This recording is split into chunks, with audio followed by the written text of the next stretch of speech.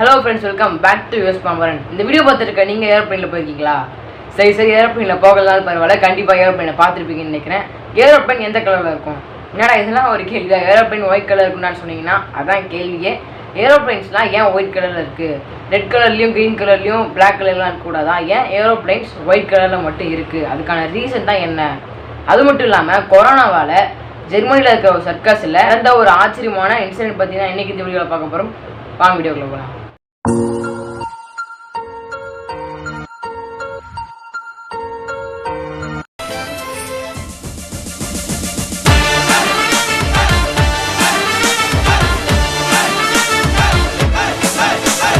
நம்ம ஃபஸ்ட்டு ஏரோப்ளைன்கள்லாம் ஏன் white colour இருக்குன்றதை பற்றி பார்த்தலாம். அதுக்காக ரொம்ப பெரிய ரீசனானு கேட்டிங்க, சின்ன ஒரு 3 ரீசன் தான். ஃபஸ்ட் ரீசன் என்னென்னு பார்த்தீங்கன்னா, மற்ற எல்லா கலரும் வெயில்னாலையும் அல்ட்ரா வயலட் ரேஸ்னாலையும், அதாவது புற ஊதா கதிர்கள்னாலையும் மங்கிடும். ஆனால் ஒயிட் கலர் மட்டும் மங்காது. செகண்ட் ரீசன் என்னென்னு பார்த்தீங்கன்னா, நிறங்கள் எல்லாமே வெப்பத்தான் உள்வாங்கும் தன்மைக்கூடியது. அதுலேயும் பிளாக் சொல்லி தான் தெரியணும் இல்லை, உண்மையிலேயே அதிக வெப்பத்தை உள்வாங்கும்.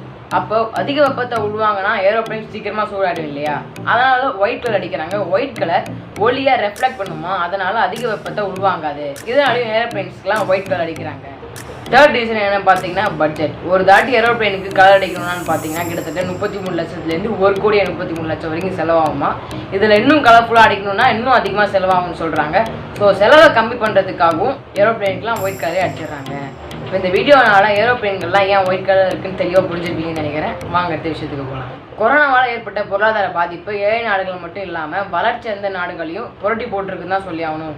இதுக்கு ஆதாரமாக ஜெர்மனி முனிச் நகரில் இருக்கிற கொரியன் சர்க்கஸ் எடுத்துக்காட்டுக்குன்னு தான் சொல்லி ஆகணும். அப்படின்னா சம்பவம் கொரியன் சர்க்கஸ் நடந்துச்சுன்னு கேட்டிங்கன்னா, கொரியன் சர்க்கஸில் கொரோனாவுக்கு முன்னாடி எப்பயுமே ஹவுஸ்ஃபுல்லாக தான் இருந்திருக்குது. அதாவது பார்த்திங்கன்னா அவ்வளோ கூட்டம் வருமா. ஆனால் இப்போ கொரோனாக்கு அப்புறமேட்டு கூட்டமே வரத்துன்னு தான் சொல்லி ஆகணும். அங்கே வேலை செய்கிற ஊழியர்கள் சாப்பாட்டுக்கே தவிக்கிற நிலைமைக்கு வந்திருக்காங்கன்னு தான் சொல்லி ஆகணும். இப்போ அந்த ஊழியர்கள் என்ன பண்ணுறாங்கன்னு பார்த்தீங்கன்னா, அந்த கொரியன் சர்க்கஸில் சிங்கம் புள்ளிகள் அதிகமாகவே இருக்குமா. அந்த சிங்கம் புள்ளிங்களோட கழிவுகளை ஒரு டப்பால் அடைச்சி 500 ரூபாய்க்கு விற்கிறாங்க. அது என்னன்னு பார்த்தீங்கன்னா, அந்த சிங்கம் புள்ளிகளோட கழிவுகளை நம்ம வீட்டில் வச்சோன்னா பூனை நாய் பூச்சி எதுவுமே வராதான். ஏன்னா அந்த சிங்கம் புள்ளியோட கழிவுகளோட வர ஸ்மெல்னாலையும் சிங்கம் புள்ளிகள் அங்கே இருக்குதுன்னு நினச்சிக்கிட்டு பூனை உட்பட எந்த ஒரு விலங்கும் வராதுன்னு தான் சொல்கிறாங்க. இந்த டப்பாவோட விலை 500 ரூபாய்.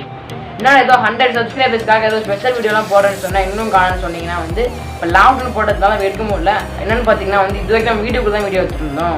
அந்த ஸ்பெஷல் வீடியோ மட்டும் வெளியே போய் அவுட்டோரில் எடுக்கிற மாதிரி இருக்கும்.